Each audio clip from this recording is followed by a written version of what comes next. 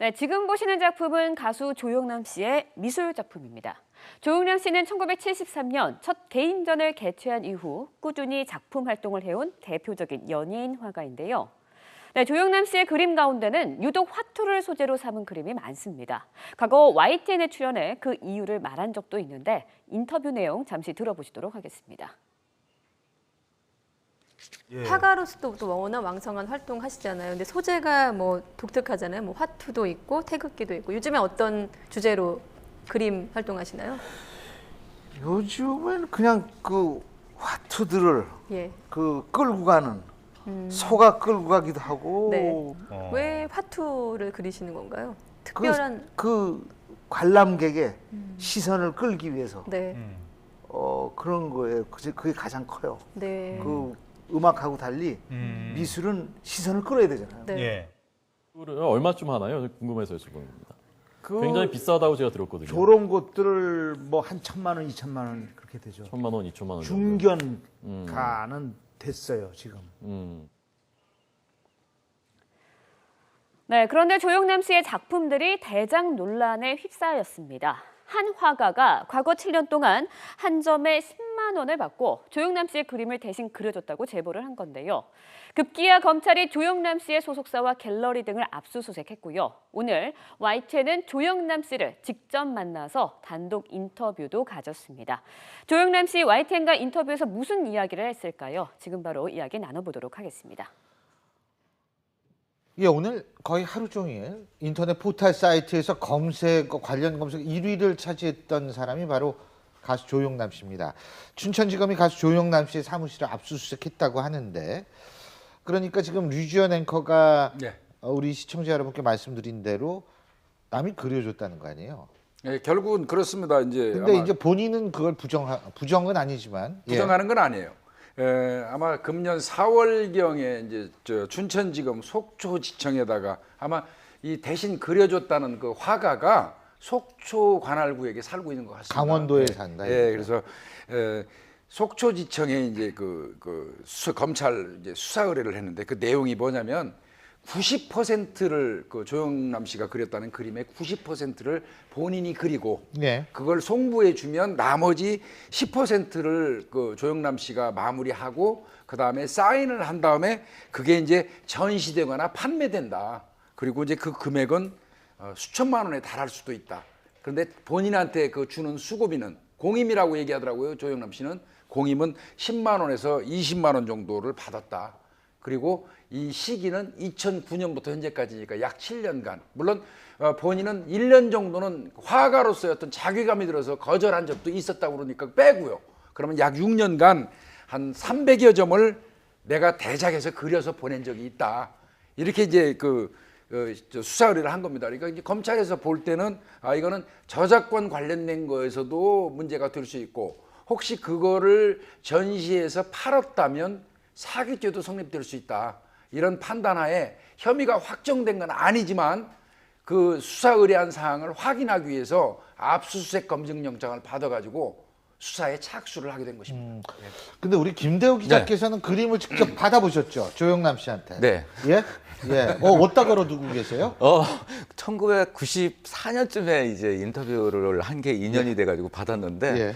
그 있었으면 좋겠는데 이 그 작품의 그 명성을 잘 알지 못하는 저희 장모님께서 그냥 집 하치면서 숨겨진 버렸어요. 있을 수도 있고 여러 가지가 있을 수 있습니다. 화투 그림이라서 예.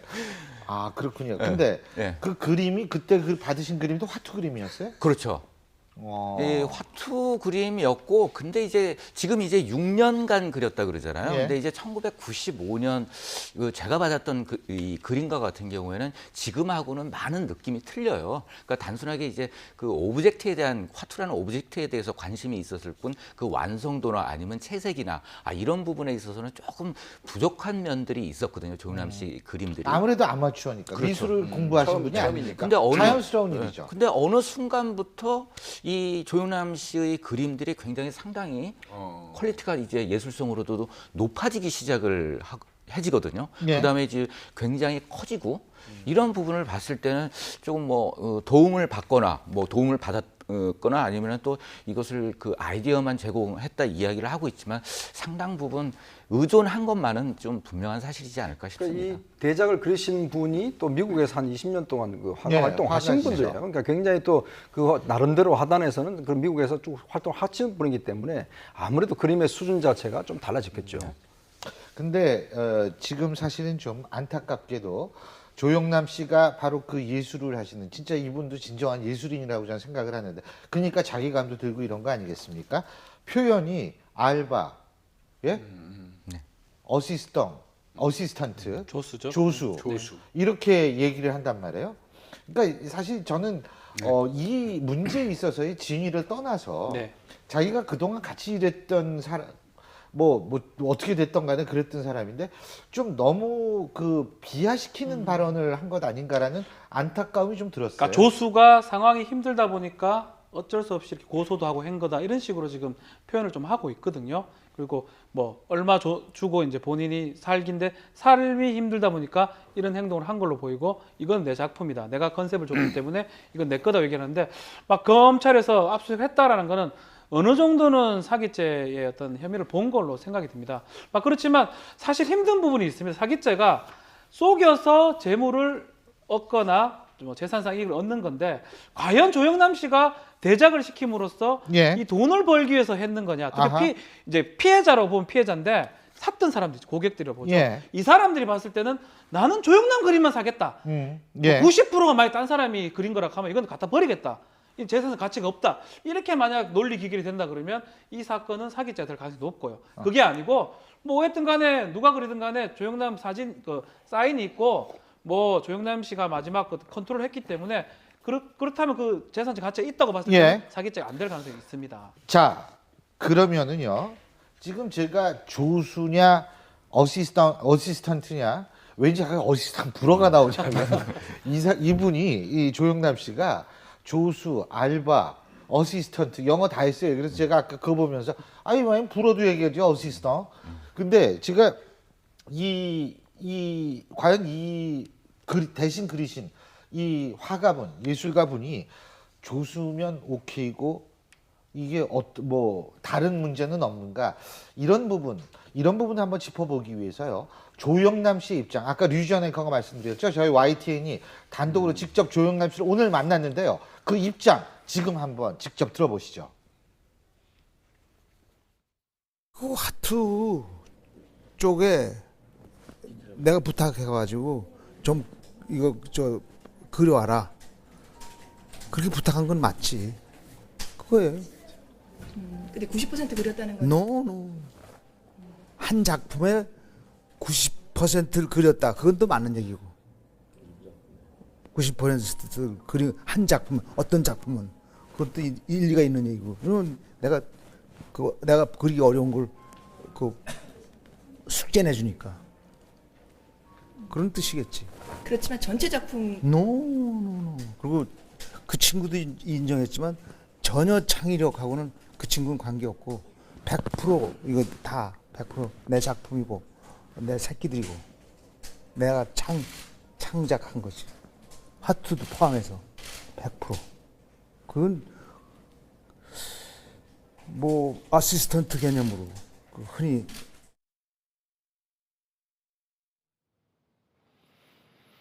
예. 지금 여기에 대한 조영남 씨에 대한 생각, 그 생각에 대한 판단은 제가 볼 땐 시청자 여러분의 몫이라고 생각을 합니다. 하지만 우리가 여기서 얘기할 수 있는 것이 뭐냐면 이제 조영남 씨가 또 이런 얘기를 했어요. 이거 관행이다 미술계. 예? 미술계의 관행이다. 제가 생각할 땐 문제가 더 커지는 것 아닌가라는 생각을 얼핏 하게 됩니다만 미술계의 관행이다. 그런데 이제 반면에 동양대학교 진중권 교수는 이런 말을 했습니다. 컨셉을 제공한 게 조영남이면 문제가 없다. 지금 이런 얘기거든요. 어떻게 보십니까, 우리 김 기자님은? 저는 그 법률적인 판단하고는 다르게 예. 그 예술적인 양심에 대한 부분에 있어서 좀 많은 생각들을 하게 됩니다. 그래서 이제 어린 초등학생 같은 경우에 뭐 미술 선생님의 도움을 받아서 이렇게 작품을 제출하기도 하잖아요. 근데 조영남 씨 작품이 그렇게 평가를 받을 건가? 그리고 또 이제 저도 사실은 예술대학을 나왔는데 이 뭐 소설을 전공하는 사람들 같은 경우에 다른 사람의 소설을 읽고 그다음에 다른 사람의 그림을 보고 다른 사람의 음악을 듣는 이유는 다른 사람과 똑같지 않는 나의 창작을 일으키기 위한 것이거든요. 한데 그러한 것에 대해서 아이디어만 제공을 했다고 해도 이 작품이 조영남 씨가 모든 것을 했냐 이런 부분은 아닌 것 같고 그다음에 만약에 조영남 씨가 이러한 거에 채색이나 뭐 아니면 이런 부분에 대해서 누군가 조수가 있다고 미리 얘기를 해왔다거나 한다면 문제가 없지만 지금까지 일반 대중들 같은 경우에는 이 조영남 씨가 예술적으로 성장을 했구나. 그리고 이제 전시회까지 열었기 때문에 조금 예술적 양심 부분에 있어서는 좀 문제가 있지 않나 하는 생각이 듭니다. 예. 교수님도 예. 논문을 쓰시잖아요. 그 글쎄요. 논문을 쓰면 우리가 이제 일저자, 지금 그 이저자 얘기하려고 뭐 했어요. 있습니다. 이제 그런 거 마찬가지로 이제 이 논문에 대해서 내가 도움 준 분들이 누구다라는 걸 밝히자. 그거 문제될 아니요, 근데 경우는 그거하고 이거가 다릅니다. 예를 네. 들면은요, 이 의원님 한번 생각해 보세요. 컨셉을 주면 그게 내 거다라고 했을 때는 그렇게 되는 겁니다. 내가 예를 들면은 한국의 시민운동에 대해서 내가 좀 뭘 쓰려고 그러는데 뭐 생애 주기론도 있고 이런 거 있으니까 당신이 이거 찾아봐가지고 한번 우리나라 시민운동의 문제점을 한번 적어봐라라고 얘기를 했다면 그게 제 겁니까? 아니 그건 쓴 사람 거지 제 게 아니거든요. 근데 미술은 그런지 모르겠어요. 미술의 문화에서 저는 그게 예. 그러니까 미술계는 뭐 풍토를 잘 모르겠지만 우리가 먼저 표절 어떤 그런 결정을 할 때도 보면 정말 뭐 몇 퍼센트 뭐 이런 게 있지 않습니까? 어떤 거 따왔을 때 저희도 기자도 마찬가지지만 기자가 예를 들어서 뭐 기사를 취재하는데 내가 내 이름으로 기사를 쓰는데 다른 사람이 취재한 걸 뺏겼으면 이거는 표절이거든요. 그러니까 우리 업계에서는 그렇습니다. 그러니까 그래서 기사를 뺏겼다라고 이야기를 하는데 근데 미술계에서 만약에 그분이 뭐 본인이 고백을 하고 예를 들어서 뭐 그런 작가분도 계시잖아요. 예를 들어서 뭐 이거는 내가 조금만 하고 다른 사람이 했다라고 얘기를 하는데 문제는 조영남 씨 같은 경우는 과연 그 고백을 했는가? 이 문제에서 좀 저는 달라지는 것 같습니다. 예. 저는 조금 반론을 예, 제가 예. 저도 미술에 대해서 그럼요. 전혀 문외한입니다. 예. 피카소가 조수시켜서 저도 그렸다는 오늘 걸 처음 사실 들어보고 공부하고 왔어요. 미술 전문 미켈란젤로가 본인이 하기 싫어서 대충 밑에 시켜서 한다고 그 얘기는 좀 처음 들어보는데 뭐 그렇다면 치더라도 이 부분이 있는 것 같습니다. 만약에 대충 그린 다음에 이 그림에 대해서 이 사람한테 똑같이 그려라고 시켰다 그러면 그런 경우라면 진중근 교수가 지적하는 부분하고 또 조영남 씨가 변명하는 부분하고 맞는데 그게 아니고 말만 해가지고 그려오라 그러면 창작자는 저쪽으로 봐야 되죠. 그러니까 예를 들면 논문 쓸 때 그렇다면 우리 네. 박지훈 변호사께 여쭤보는 게 논문 쓸 때 제가 논문 개요하고 거기에 있어서의 몽차를 딱 정해 놓고 던져주면 그 사람이 대신 써도 그 논문은 제게 되는 건가요? 이 경우입니다. 워드체라고 준 거랑 똑같은 거죠. 예? 이제 논문을 다 타이핑하라고? 자필로 해가지고 워딩을 네가 하라고 주는 그런 상황이라면 진중권 씨라든지 아니면 저기 조영남 씨 말이 맞다고 예. 보이는데 그게 아니고 진짜 목차만 잡아가지고 그러면 이 사람이 한 거지 왜 제가 한 거 아니지 자, 않습니까? 우리가 이 논란에 한번 생각을 해보기 위해서 사실은 그 조영남 씨 매니저하고 이 화가가 주고받은 문자 메시지가 있습니다. 이 문자 메시지를 여기서 한번 직접 한번 여러분께서 보시고 생각을 해보시죠. 자, 문자 메시지인데 매니저가 미리 그림 스케치해서 보내주시면 감사하겠습니다. 이 송모 씨는 길쭉한 건 사이즈 주신 걸로 하고 자화상은 20% 대강 이러네요. 매니저가 내라고 하는 문자 메시지가 오갔습니다. 자, 어떻게 판단하십니까? 근데 그게 이제 박지원 문자 선생님? 메시지가 지금은 예. 안 나고 있는데 사진이 대충 전달이 됩니다. 여기에서 이대로 사진이 해가지고 비슷하게 그려달라고 전달이 되기 때문에 어떤 사진입니까? 그 사진이요? 원본을 해가지고 이제 대충을 그렸는 게 사실은 조영남 씨 매니저를 통해서 무명화 A 씨한테 가는 어떤 그 SNS가 있습니다. 예. 막 그게 만약에 맞다 그러면 그러니까 기본 틀을 만약 조영남 씨가 했고 그거를 다시 어떻게 보면 반복해서 어떻게 보면 그걸 그리는 아하. 정도라 그러면 알겠습니다. 조영남 씨 말이 맞다는 생각도 듭니다. 저기에 지금 나온 내용대로라면 예. 저거만 있다면 앞전에 지금 예. 그 박 변호사가 예. 설명한 게 없다면 저거는 조영남 씨가 그 컨셉을 준 것도 아니에요. 그렇죠. 아무것도 아니죠. 그런데 이제 미리 저 앞전에 예. 조영남 씨가 일정 부분 원판을 그려서 사진을 찍어서 보내주고 근데 그 원판을 그려서 사진 찍어 보낼 거면 그걸 자기 작품 그냥 내보내면 되는 거 아니에요? 그러니까 다량으로 좀 그게 많이 만들려고 만들려고 이제 많이 만들려고 했다는 거 아니에요 지금. 근데 아니 그게 판화도 아니고 앤디 워홀처럼 뭐 이렇게 프린팅해 가지고 하는 것도 아니고 예. 프린팅한다면은 1호부터 10호, 50호까지 찍으면 그게 모두 가격이 다르다고 하던데. 그래서 말 내가 그게 좀 내가 산 사람이라면 예. 이게 이 소식을 들으면 얼마나 억울할까. 제가 이제 이거를 두 가지 측면에서 일단 예. 봐야 돼요. 창작 과정에서의 문제, 예. 그다음에 이제 판매, 전시됐던 게 판매되는 과정에서의 문제를 두 개 쪼개놓고 봐야 되는데 창작 과정에서의 90%를 저분이 그리고 나머지를 조영남 씨가 덧칠하고 사인해서 했다고 하더라도 그게 전시해서 판매할 생각이 있었다면 법적으로는 사기 미수죄도 논할 수 있어요. 그다음에 전시된 작품을 90% 이분이 그린 거를 완성을 해가지고 전시해서 전시한 걸 사갔다면 피해자의 입장에서 봐야 됩니다. 즉 말하면 소비자의 입장에서 봐야 돼요. 소비자는 100% 조영남 씨가 그린 거라고 생각하고 사갔어요. 미리 내가 협업을 한 거, 공동 작업한 겁니다고 조영남 씨가 말하지 않은 이상은 그 그림을 사간 사람은 100% 조영남 씨가 그렸다고 생각하고 사갔기 때문에 그런 경우라면 사기죄가 성립될 수 있어요. 예.